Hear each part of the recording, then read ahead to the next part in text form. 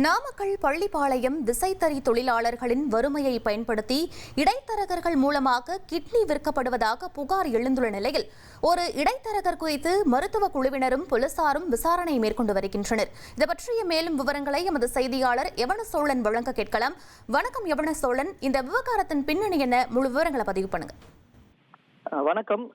நாமக்கல் மாவட்டம் பள்ளிப்பாளையம், குமாரபாளையம் மற்றும் வெப்படை உள்ளிட்ட பகுதிகளில் தொழிலாளர்கள் ஏராளமானோர் விசைத்தறி தொழிலில் பணியாற்றி வரும் நிலையில் அவர்கள் வறுமையை பயன்படுத்தி ஒரு சிலர் இடைத்தரகர்களாக பணியாற்றி கிட்னி கொடுப்பவர்களுக்கு 5 முதல் 10 லட்சம் ரூபாய் வரை பணத்தை பெற்றுத் தருவதாக கூறி பல்வேறு தனியார் மருத்துவமனைகளுக்கு ரகசியமாக அழைத்து சென்று கிட்னி விற்பனையில் ஈடுபட்டு வருவதாக புகார்கள் எழுந்த நிலையில் இன்று குமாரபாளையம் வட்டாட்சியர் சிவகுமார், பள்ளிப்பாளையம் காவல் ஆய்வாளர் சிவகுமார், மாவட்ட சுகாதார திட்ட நலப்பணிகள் இணை இயக்குனர் ராஜ்மோகன் தலைமையிலான குழுவினர் கிட்னி விற்பனை இடைத்தரகராக செயல்பட்டு வருவதாக கூறப்படும் ஆனந்தன் என்பவரை விசாரிப்பதற்காக அவருடைய வீட்டிற்கு வருகை தந்தனர்.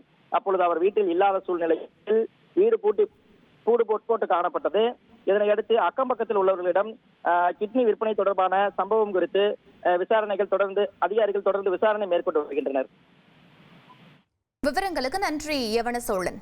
ஃப்ரெண்ட் ஆக்கிக்கோங்க. தந்தி டிவியின் சப்ஸ்கிரைபர்ஸ் அண்ட் ஃபாலோவர்ஸ் குடும்பத்துல நீங்களும் இணையுங்க.